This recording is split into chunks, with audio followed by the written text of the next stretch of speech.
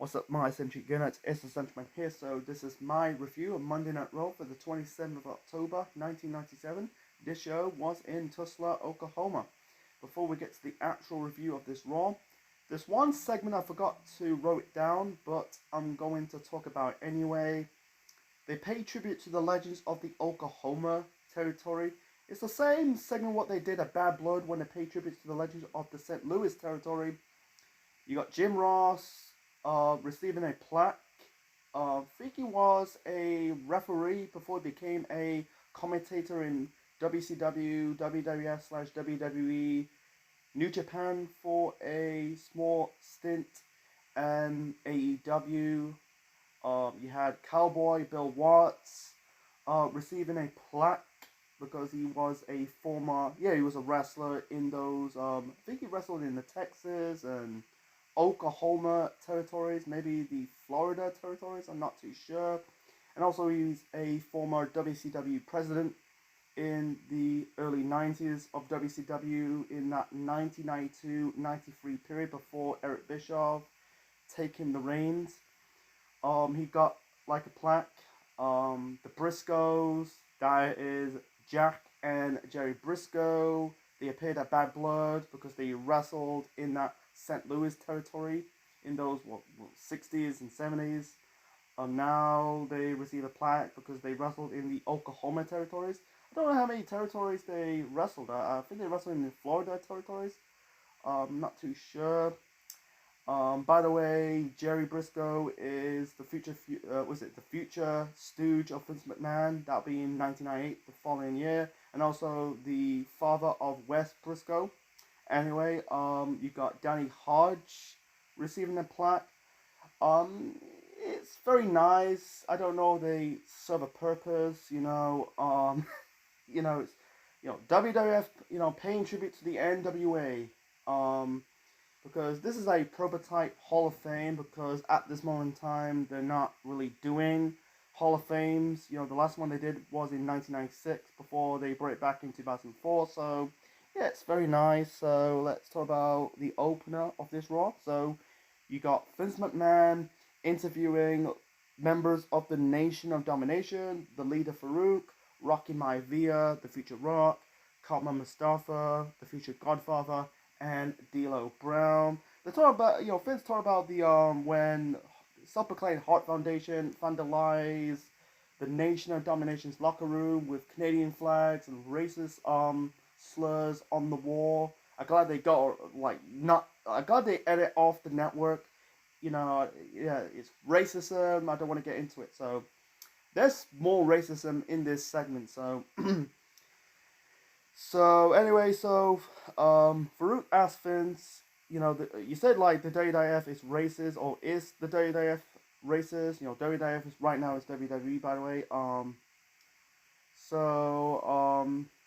Vince said in behalf of the WWF, we apologize. So Farouk just basically played the race card. It's not really his idea. It's fucking Vince, I know they're trying to get edgy, but anyway, so Farouk says, you're gonna apologize for me after 400 years of slavery, washing your cars, looking after your kids, building your houses, building this country. I'm a new breed of black man, same as the nation, we apologize. Basically, it brings up his, clenching his fist, showing Vince his fist, and basically, I think he's we apologize using the punching and kicking, and Vince confront Farouk, says, "Oh, the WWF is not racist. Oh, is that? Yeah, the WWF is not racist. We will not put up with racism of any other way. Something like that." So I think Farouk said to Rocky that, "Is this racist?" or something like that. So the Rock, it's been back and forth calling him Rocky and Rock, because he became the Rock. He became the Rocky Maivia. Then they dropped the Rocky Maivia name. He became the Rock, and the rest is history. Anyway, so the Rock snatched the microphone off of Vince's hands, and the Nation of Domination kicked Vince out of the ring. And then Rocky, basically told the fans to shut your mouth for a second and let me hear. You might be educated.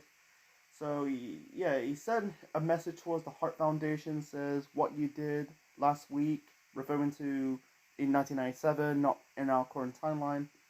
You crossed a line that you should never cross. So now this is a black and a white thing. He said like, I deal with racists and predators all his life. When you say you got knocked down, I went back up. Anyway, um, he said like, and also there was Rocky sucks chance. You can tell Rock is getting over. They did that chant, because of his gimmick, his ritual gimmick. In 1996. I think they added off the Rocky Die chant in the network because for the best, man. It's like it goes too far, man. I get it, you got that heat, but like chanting, oh, die, something die. It's come on now. So yeah, anyway, so I'm gonna show you what it feels to be was it racial and prejudice. The difference between me and you, referring to the Heart Foundation, that when I knock your ass down, you're not gonna be back up. It was a good promo by The Rock, and then Farouk challenged the Heart Foundation to a match. It starts in a boat, it ends with this black fist up right into your white asses. What the fuck? You basically got a punch right up in the ass. Holy fuck, man. So anyway, out comes the Heart Foundation. Bret Hart, the WWF champion. Owen Hart, the Intercontinental champion. The British Bulldog, and Jim the Anvil Neidhart. I think Bret said we accept the challenge, and he said, I come from a country that there is no racial prejudice. It said in Canada we like white people, we like black people, brown people, yellow people. I think it's the brown people referring to Indian and Muslims, and yellow people referring to like Chinese, Japanese, Koreans, and also I know they got cheered, but and Brett's just said like the United States of America is riddled of racial prejudice, and also he said to Farouk like someone's messing you. He said like Shawn Michaels, and he called Triple H Hunter Helmsley, not Hunter Hearst Helmsley. Can't get his it's more of a botch, didn't really say his full name. So anyway, out comes DX, Triple H, Shawn Michaels, Chyna, Rick Rude, and Shawn called, basically referring Bret Hart to the Ground Wizard. Says, so he said like, you're basically blaming you're blaming D-Generation X for all your actions against the Nation of Domination's locker room. This country, I think he said, I totally agree that this country is built of the sweat of brown of a black man. I understand, the DX understand, it's the ground. Yeah, he's referring to the Ground Wizard, Bret Hart, and his KKK buddies.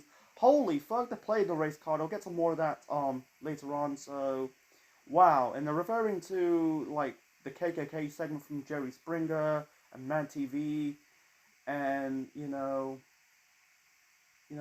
I think like he cares about. I think he said about he cares about his image. And Triple H says your first choice of outfit is a white sheet. Wow, my god. Oh my god. So anyway, so you change color. I think you say you change colors of the spray can, and Triple H says they sprayed the M word, and then the Nation of Domination just coming down to the stage and beating down members of the Heart Foundation. Wow, they actual playing the race card. So I think he said like not hold up your responsibility. You're always racist. So yeah, I don't understand why they play this card. I get it. You can tell they're feeling pressure of WCW because of the NWO, the cruiserweights, buildings, new stars like DDP and Goldberg, but man, doing a racist storyline, yeah, playing the racist card had no business in professional wrestling. It just never served a purpose. But seeing Shawn reviewing, calling like, oh, it's the Ground Wizard and the KKK buddies. Holy fuck, man! How the fuck they get away? How the fuck they got away? We're not in the Attitude Era. They do these stupid shit, but it's just like, what the hell, man? You know, I like some edgy stuff, but this is just like goes too far. You know, I get they're trying to push the envelope, but sometimes you gotta be careful, man. You know, you got South Park and Family Guy. Some shows kind of like get away from racism. You don't want to do that because sometimes you end up risking pissing off people of any race. So it just gets some heat. So yeah, it's seen like, you know, like, oh, Bret Hart's taking the blame. It's blaming us. You know, it was it was them. Anyway, so it was just like, you know, it's just way to get some heat. You know, filling up. It's more this build up to Survivor Series between Bret Hart and Shawn Michaels. More between the Hart Foundation and the Nation of Domination. So anyway, let's talk about the first match of this Raw. The first match of this Raw, we got Goldust taking on Triple H, Hunter Hearst Helmsley. This was a good match, to be honest. You got Shawn Michaels on commentary. Before that, you had Ravishing Rick Rude. You know, basically called the fan. He did his shtick, calling the fans in Tulsa, was it Tulsa, tub of crap, and put over Triple H that he is, you know, he's the night, you know, bringing up he's a former Intercontinental Champion, current 1997 King of the Ring winner, and also he's the cornerstone of D-Generation X, and also said the future of the World Wrestling Federation. And it's kind of bang on, he's true, because Triple H become a future world champion right now in our current timeline of 2022. He's now running the company. Wow. So anyway, the match between Goldust and Triple H was good. I really enjoyed this match. China interfered 3 times in this match. You know, like the referee did not notice. You had China basically clothesline Goldust and basically body slammed Goldust on the ramp. They're kind of putting up China. Yeah, they keep saying like almost 6 feet tall. I think she's 5'10". That's her actual real height. And China is freakishly strong, and you know, it's seen. You know, I think Goldust is about like way taller than China.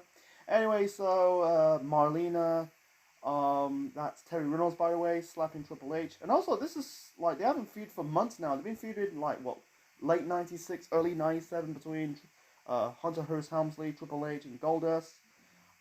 Because this is revolve around Marlena, Terry Reynolds, and that introduced China into the company. So anyway, so Marlena slapping Hunter Hearst Helmsley, Triple H. In the end, I think in the end, China, without the referee noticing, grabbed Marlena's loaded purse, hits Goldust with the loaded purse, and Triple H hits the pedigree onto Goldust to win this match. Anyway, so, and then Shawn Michaels, you know, during this match, you know, he said about, you know, Vince talked about the WWF title match, about, it's between Bret Hart and Ken Shamrock, you know, and also he said to Jim Ross and Vince, suck it, and they kind of bleep it out, and, you know, seeing Triple H and China, high-fiving, holding hands, you know, because at the time they were a couple. This is before the whole Stephanie McMahon thing. That's another story for another time. And afterwards, it's kind of funny, like Shawn basically was underneath China's legs. You know, China did like the X symbol and ended up doing the crotch chomps. And also they did crotch chomps throughout this match. You know, he's trying to get it over, trying to get the X over. And they got super over in 1998. So it was a good match, you know. I don't really bother about the interference, you know, it didn't really bother me. It was, you know, China did interview 3 times. That was okay. But it was a good chemistry between Dustin Rhodes and Paul Levesque, you know, Triple H. So anyway, let's talk about the next segment. So the next segment, I'm going to keep it short and simple. It's Jim Cornette's opinion.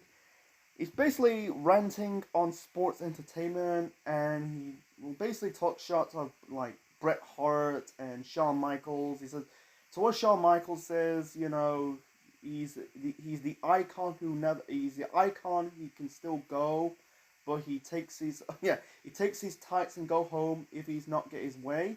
I think it's referring to his match with the British Bulldog at One Night Only. For Bret Hart, he's still complaining about he's getting screwed by the WWF. He's screwed so many times. He's never struck oil. He talks shots of Macho Man Randy Savage, and anyway, he's sick of the wrestlers proclaiming that they are the icon of sports entertainment. So anyway, and it also brings up the steel cage match. It's referring to the steel cage match of WCW Halloween Havoc 1997 match between Hulk Hogan and Roddy Piper. I reviewed it last year on this channel. Go and check it out. So anyway, so it's just like why? Yeah, it's basically taking shots. I'm trying to keep it short, simple. Cornette got Hogan's age completely wrong. Hogan was 44 years of age. Why say 46? Because Randy Savage was in mid-40s at the time. I don't understand. Anyway, so he said and also he put over guys like The Undertaker, Steve Austin, Ric Flair. They're not declared icons. There could be icons in the future. And let's move on. So it was fine. It didn't do nothing for me. This whole opinion stuff with Jim Cornette, it's basically right into this day. But it didn't really, it's just why he's doing this segment, because at the time he's not really doing anything. He was basically working behind the scenes. He ended up doing the whole NWA invasion. That's another story of another time. So let's talk about the next match. So the next match this is for the Intercontinental Championship. Owen Hart defending the title against Ahmed Johnson. This was shit. I thought it would be an okay match, but it was not. One funny spot in this match, Ahmed was going to corner Owen. He's kind of square Owen in the corner. My apologies, I'm stumbling, but anyway, so he cornered Owen. He kind of square Owen in the corner. He picked up the referee and played out of his way. Owen did the low blow to Ahmed Johnson without the referee noticing. The bulk of the match you had Owen working on the injured hand of Ahmed Johnson, slamming it into the steel steps. You got the members of the nation watching it on the stage, because Ahmed Johnson was feuding with he used to be part of the Nation of Domination, but they kicked him out. So this is the new reform rivalry. So anyway, so the match ended disqualification. You got Stone Cold Steve Austin, instead of going after Owen Hart, the guy who injured him at SummerSlam 1997 in August of that year. He basically hits Ahmed Johnson with a Stone Cold Stunner that caused the disqualification. I'll get to the final segment in the end. So moving on to the next so the next segment we got Jim Ross interviewing Mankind. Bringing up the Kane situation when Kane chokeslam Dude Love. It's Mankind trying to put over Dude Love that he likes to smile. He likes other people smiling to have fun. When he did to this kid, referring to him, he's not really a kid. I think at the time he was in his 30s, early 30s. He said you ruined him, something like that. He referring Uncle Paul Bearer to his Uncle Paul, and he kind of brings up his feud with The Undertaker, his matches, the Boiler Room Brawl, and Buried Alive. No human will do that, or something like that. So he basically said, we never cross the line of a word. I never bother you, you never bother me. And he wants to challenge Kane, and then out comes Sergeant Slaughter. And he said, he's not going to do it because of his mental state, something like that. And Mankind just basically kind of locked in the mandible claws onto Sergeant Slaughter, who's the commissioner of the WWF at the time. And the fans were booing Slaughter, and it's for the best, man. He got Mankind got a pop. So it was just what it is, building up to the rivalry between Kane and Kane and Mankind, or Mick Foley. So the next match, this is for the WWF Championship. We got Bret Hart defending the belt against Ken Shamrock, the world's most dangerous man. I think this was a good match, to be honest. I really enjoyed this match. You know, like, both really good. Like, the bulk of the match, you had Bret working on the leg of Ken Shamrock. You know, put him in the figure four leg lock onto the ring post. There was one spot I like. And also, like, he teeing off Bret, you know, outside of the corner. I thought he was going to get disqualified, but anyway, so there was one good spot, you know, Bret trying to lock in the sharpshooter, Shamrock counted into an ankle lock. Yeah, it led to a referee bump. You know, Bret trying to lock in the sharpshooter, Shamrock counted it, locked in the ankle lock, Bret was tapping out. I think it's the first time. I think it's the first actual time that Bret tapped out. I don't know if Bret actually tapped out. You know, I don't know. He's the fewest wrestlers never to tap out. Man, seeing Bret tapping out, that was a shock. You know, that should be a biggest moment. You know, but anyway, so yeah, the referee. Yeah, and then out comes Shawn Michaels. You know, if he hits Bret with switching music, you know, the referee's still down. Shamrock got pissed off. He hits Shawn with the suplex. And also there's one spot before that, you know, Bret was going for the Russian leg sweep, and Shamrock counted into a suplex. I think it was a back body suplex. That was cool. Anyway, so and you know, and Shamrock went mad on Shawn, you know, punching him. Like, Shawn's covering his face. He don't want to get blooded. And then the outcome, the DX and the Hart Foundation members, they end up fighting. Yeah, Shawn and Bret end up brawling, led up to that. Instead of that, really bring more fire into that rivalry, because it's been around for almost a year. You know, the feuding on screen and off screen, but it's good to see that. Anyway, and then Bret said, like, you know, at Survivor Series, it brings about. He said about, like, trying to grab his scrawny neck. Even Shawn's not even that scrawny. He looks muscular. And I think at Survivor Series, he said he's going to end it once and for all. This is going to be you know, he's not going to not run across the border, escape the border. This is going to be actually an execution. Wow, man. I don't want to get into it. But anyway, so there's one segment also I forgot to wrote about. Anyway, so Rick Rude said about, like, the Heartbreak Kid wants to face Bret Hart man to man. Action speaks louder than words. Action speak louder than words. Sorry, my apologies, butchered my words. Anyway, Shawn showed his ass cheeks, and Chyna and Triple H. The sign says D-Generation X, and Triple H says X marks the spot. And Vince really totally against it. You know, he said, go watch Triple H's Thy Kingdom documentary from 2013.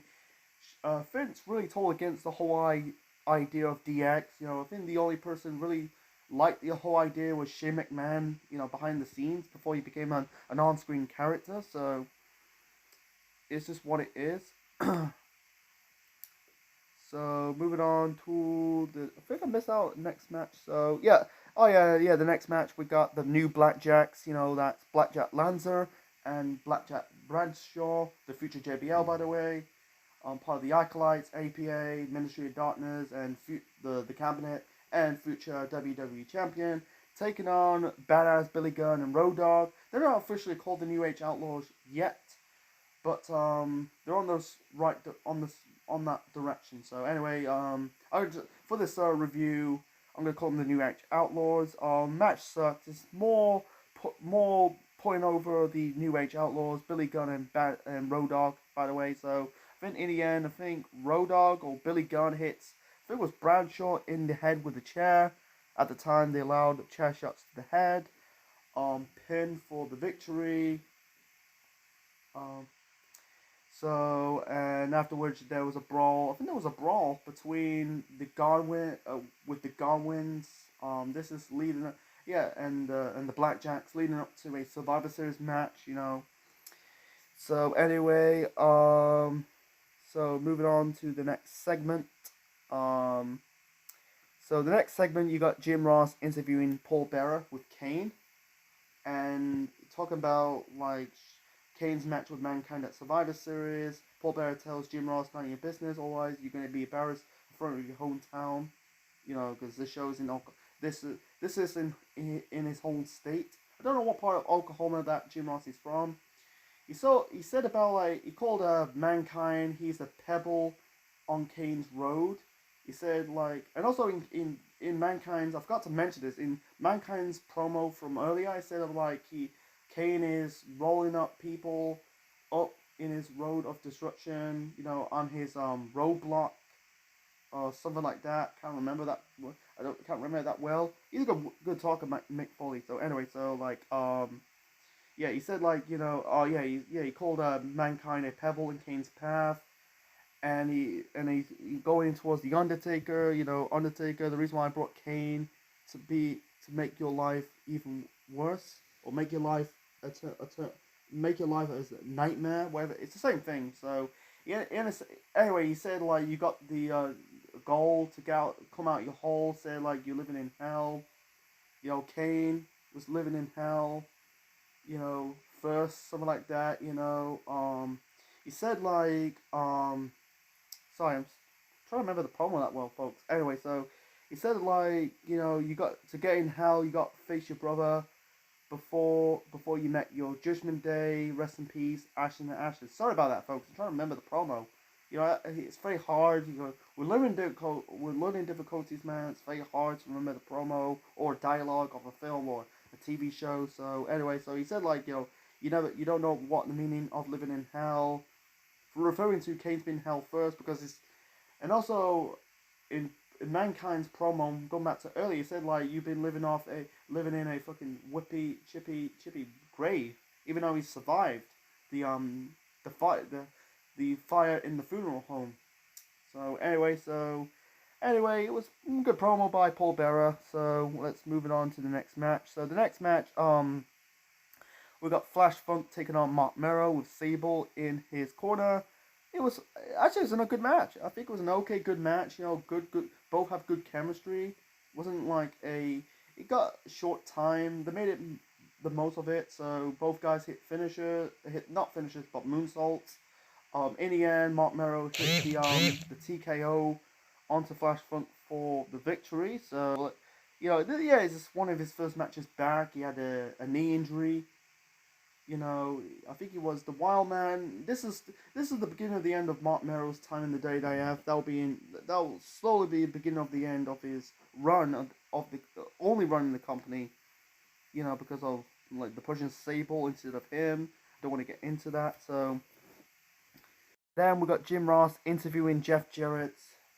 Jarrett said when he came back, people think I'm cocky. There's a line between cockiness and confidence. He kind of contradicted himself in this interview segment. Like, oh, I made Double J, Vince put limitations on me, and footage of Jeff Jarrett's first run in the company. That was, 92, 93, when he left the company in 1995, because he spent 1 year in WCW. And that's another story for another time. So, anyway, so he said, like, Vince trying to make Double J. Holy shit, man. So, like I said, it's just, like, he really contradicted himself in this interview segment. So, he said, like, he brings up when he dropped the Intercontinental title to Shawn Michaels. He said, like, I compare this in any wrestling company, whether it's in Japan or something like that. I think it's one of Jeff Jarrett's best match to this day. You know, both Shawn and Jeff are good workers. You know, future world champions, future Hall of Famers. Anyway, so he's comparing the WWF house shows to WCW house shows. Yeah, he said like you're not gonna ruin my life. He said it towards Vince, and also when when they name drop WCW, like he signed a contract. He's not bringing up his run with the Horsemen and his feud with Mongo. It didn't really do Jeff Jarrett any favors, man, because his first run in WCW was forgettable. I think his second run was successful. I think it's a bit overrated because he's friends with Vince Russo. You know, putting the world title belts on him 3 or 4 times, whatever it is. So he's comparing WWF house shows to WCW house shows, because he said WCW's house shows, there's no excitement. I don't know because I was around in 1997, but I was too young to understand. I don't want to get into that. So, anyway, he basically don't want to be Double J anymore. But he, like I said, he contradicted himself. I think sometimes I find Jeff Jarrett being a hypocrite and a sellout. I don't want to go. I don't want to get into that. So, you know, it's just it's just what it is. So he ended up using the Double J gimmick. In his like in the early months of his second run. I don't know. He became the Jeff Jarrett, you know, with the short hair, wearing the sunglasses, holding guitars, whacking his opponent with guitars. The edgy Jeff Jarrett. The 1 year later, but I guess it's the Genesis. But seeing him wearing the Double J, seeing Jeff Jarrett wearing the Western country gimmick, why are you coming back to the company then? Why are you don't like this gimmick? Like I said, he's kind of contradicted himself. I don't want to get into it. Let's moving on to the next, really the main event match. So it's just what it is. I'm trying to remember that promo that well. It's just what it is. It's showing footage of he kind of praised his match with Shawn Michaels and don't like Vince. He's not going to control me anymore, something like that. And he made the gimmick work. Jeff Jarrett. When he was the country singer. I think the most highlight of him, lip singing, was it "With My Baby Tonight"? I think he's later on, and this was 20 odd years later. He ended up actually singing "With My Baby Tonight." It's debatable. I think it was a bit cheesy, but a bit successful at the same time. Anyway, so let's talk about the main event of this Raw. We got LOD, Hawk and Animal, the WWF Tag Team Champions at the time, taking on Los Boricuas. That represent Los Boricuas. You got Savio Vega and Miguel Perez Jr. And then you got the members of the New Age Outlaws sitting at ringside. And during this match, they stole LOD's shoulder pad for whatever reason. Anyway, so in the end, the New Age Outlaws helped LOD win in this match. So basically, this is the lame finish. Anyway, so Road Dogg Chip, I think he tripped Miguel Perez, and Hawk and Animal pins Perez for the victory. What the fuck? And afterwards, LOD chased after the New Age Outlaws. I call them New Age Outlaws because they're not officially called the New Age Outlaws yet. And they also, in years later in TNA, they were called the Voodoo King Mafia, or was it the Viking King, or Vinking King? Can't remember what they called in TNA before they became the Voodoo King Mafia. Yeah, he was in a team. He was in a group with Savio Vega, not Savio Vega, Conan and Ron the Truth Kinnins, R-Truth. Voodoo. I don't know. I can't remember. Let's move on. I'm trying to remember that team. I think it is the Viking Mafia. I think it's called. I can't remember. I reviewed TNA Slammiversary 2005. I can't remember. I'm moving on. So anyway, and then this segment to end this Raw. Ahmed Johnson's pissed off about Stone Cold Steve Austin is in his zone. He said he's gonna get him. He's not really a good talker, man. And that was the end of this Raw. So anyway, why you put this segment to end this Raw? I don't get it, man. I don't want to get in full details. When I'm watching this is 2022. I'm watching this. This is not 1997, so it's just very weak. But anyway, so I'm gonna rate this Raw. I give it 7. I give it 6.5. Still a fun show to watch. I like the matches on the show, like Goldust, Triple H, Bret Hart, Ken Shamrock. DX stuff. That was fine. The Razor stuff that brought it down a bit.